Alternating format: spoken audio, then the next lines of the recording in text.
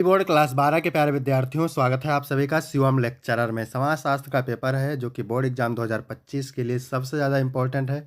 तो आप लोग वीडियो को पूरा अंत तक देखिएगा। पूरा पेपर एकदम आंसर के साथ आपको बताने वाले हैं अच्छे से। समय 3 घंटे 15 मिनट होता है और पूर्णांक होता है 100 का। यहाँ पर थोड़ा सा निर्देश देख लेते हैं। निर्देश में क्या है? प्रारंभ के 15 मिनट परीक्षार्थियों को प्रश्न पत्र पढ़ने के लिए निर्धारित है। सभी प्रश्न अनिवार्य हैं। प्रत्येक प्रश्न के लिए निर्धारित अंक उसके सामने दिए गए हैं। प्रश्न संख्या 1 से 10 तक क्या है? बहुविकल्पीय प्रश्न है, एक एक नंबर के। प्रश्न संख्या 11 से 20 तक अति लघु उत्तरीय प्रश्न है, जिनका प्रत्येक उत्तर लगभग 25 शब्दों में देना है। प्रश्न संख्या 21 से 26 तक लघु उत्तरीय प्रश्न है, जिनका प्रत्येक उत्तर लगभग 50 शब्दों में देना है। प्रश्न संख्या 27 से 29 तक दीर्घ उत्तरीय प्रश्न है, जिनका प्रत्येक उत्तर लगभग 150 शब्दों में देना है। तो सभी लोग वीडियो को लाइक कर देंगे, चैनल पर नए होंगे चैनल को सब्सक्राइब कर देंगे, वीडियो को शेयर कर देंगे। चलिए शुरू करते हैं। सबसे पहले बहुविकल्पीय प्रश्न। इसमें प्रश्न नंबर 1 है, प्रिंसिपल ऑफ सोशियोलॉजी के लेखक कौन है? हर्बर्ट स्पेंसर, आंगबर्न, दुर्खीम, मैकाइबर एवं पेज। तो प्रिंसिपल ऑफ सोशियोलॉजी के लेखक हैं Herbert Spencer. A option correct हो जाएगा। इसके बाद प्रश्न नंबर 2 है, माल्थस ने अपने लेख an essay on the principle of population का प्रतिपादन किस वर्ष किया था? 1798, 1898, 1998, 2008। तो 1798 सही हो जाएगा। ठीक है, 1798। ठीक है। और an essay on the principle of population पुस्तक किसने लिखी थी? तो माल्थस ने लिखी थी। ठीक है, इसको ध्यान रखने का। अगर पीडीएफ आपको चाहिए तो डिस्क्रिप्शन में टेलीग्राम की लिंक मिल जाएगी, वहाँ से आप टेलीग्राम ज्वाइन करेंगे, आपको पीडीएफ मिल जाएगी। इसके बाद तीसरा है, जाति क्या है? खुला वर्ग है, बंद वर्ग है, ए और बी दोनों है, इनमें से कोई नहीं। तो जाति बंद वर्ग है। क्या है? बंद वर्ग। इसके बाद चौथा नंबर प्रश्न है, द वेल्थ ऑफ नेशंस पुस्तक किसने लिखी? मार्शल, जेनकिंस, एडम स्मिथ या फिर माल्थस? तो द वेल्थ ऑफ नेशंस पुस्तक एडम स्मिथ की है। इसके बाद पांचवा नंबर है, आर्य समाज की स्थापना कब हुई? 1873, 1874, 1875, 1876। तो 1875 में आर्य समाज की स्थापना हुई थी। इसके बाद 6 नंबर है, हरिजन नामक समाचार पत्र किससे संबंधित है? पूरा वीडियो अंत तक देखिएगा, एकदम एग्जाम में छपने वाले प्रश्न हैं। हरिजन नामक समाचार पत्र किससे संबंधित है? तो ये महात्मा गांधी से संबंधित है। बी ऑप्शन बिल्कुल करेक्ट हो जाएगा। इसके बाद 7 नंबर है, पंचायती राज व्यवस्था की स्थापना किस सन में हुई थी?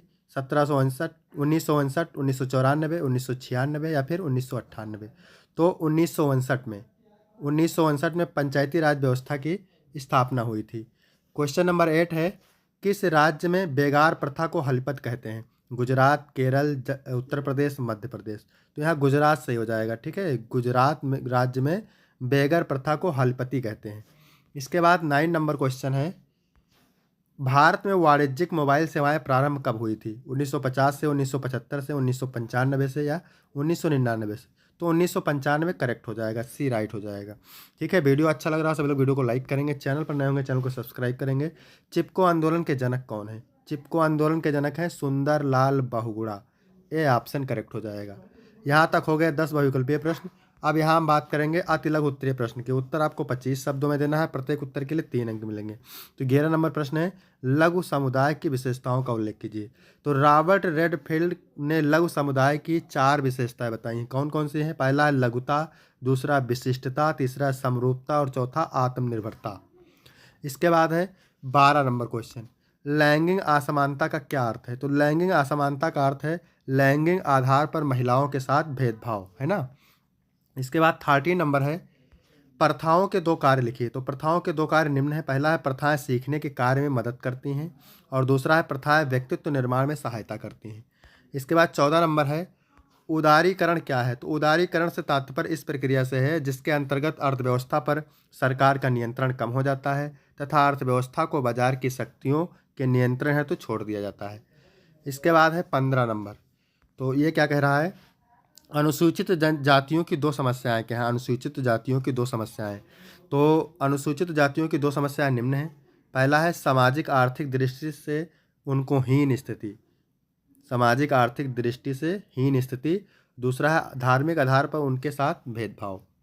इसके बाद 16 नंबर है, धर्मनिरपेक्षता को परिभाषित कीजिए। धर्मनिरपेक्षता एक ऐसे सिद्धांत पर आधारित सामाजिक नैतिकता की एक व्यवस्था है जिसमें धर्म की नैतिकता के मापदंड तथा व्यवहार के निर्धारण के बिना हस्तक्षेप के वर्तमान जीवन तथा सामाजिक कल्याण की भावना पर बल दिया जाता है।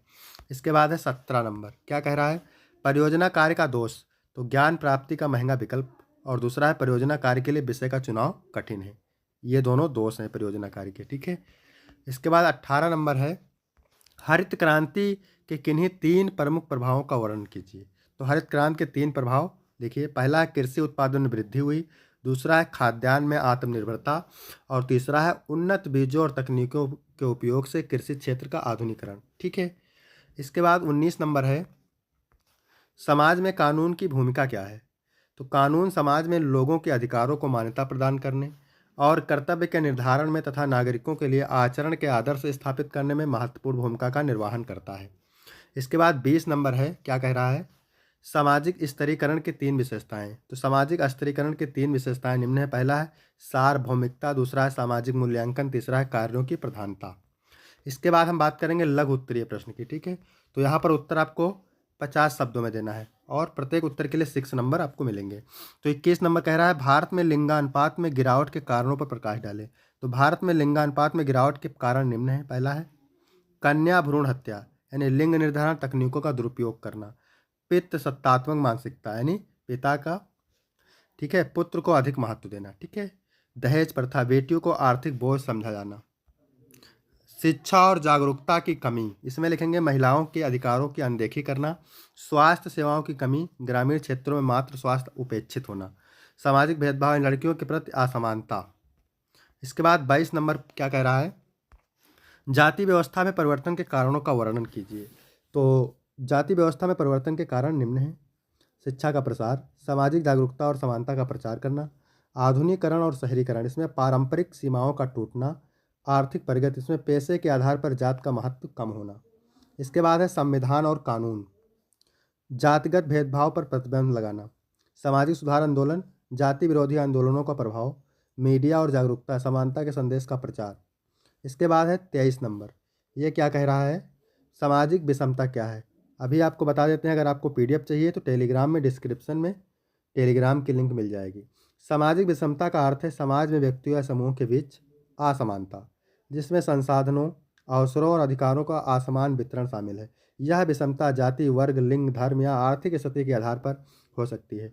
सामाजिक विषमता के परिणामस्वरूप कुछ समूह वंचित रह जाते हैं और उनके विकास के अवसर सीमित हो जाते हैं। इसे दूर करने के लिए समानता और न्याय आधारित नीतियों की आवश्यकता है। इसके बाद है भेदभाव क्या है।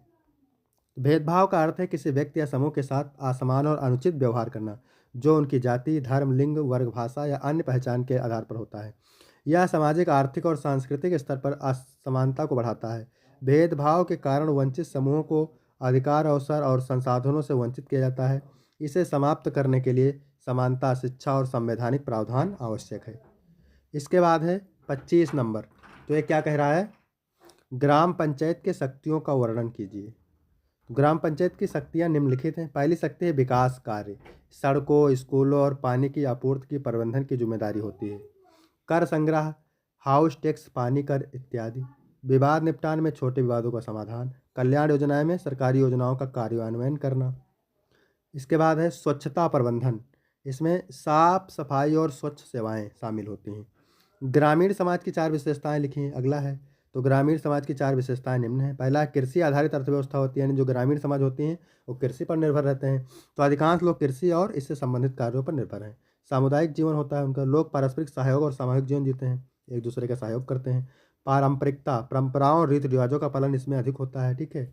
सीमित संसाधन, तो स्वास्थ्य, शिक्षा और तकनीकी जैसी सुविधाओं की कमी होती है।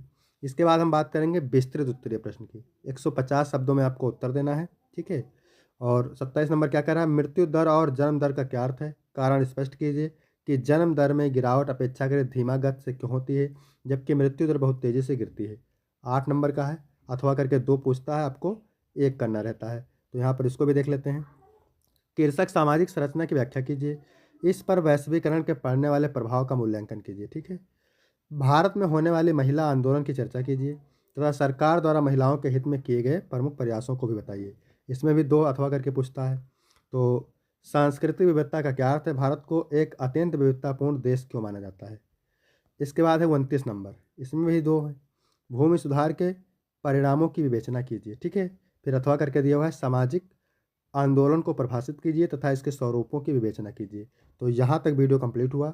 वीडियो कैसा लगा? वीडियो अच्छा लगा तो वीडियो को लाइक करेंगे, चैनल को सब्सक्राइब करेंगे, कमेंट करेंगे। फिर मिलते हैं आपको अगले वीडियो में, तब तक के लिए जय हिंद, जय भारत।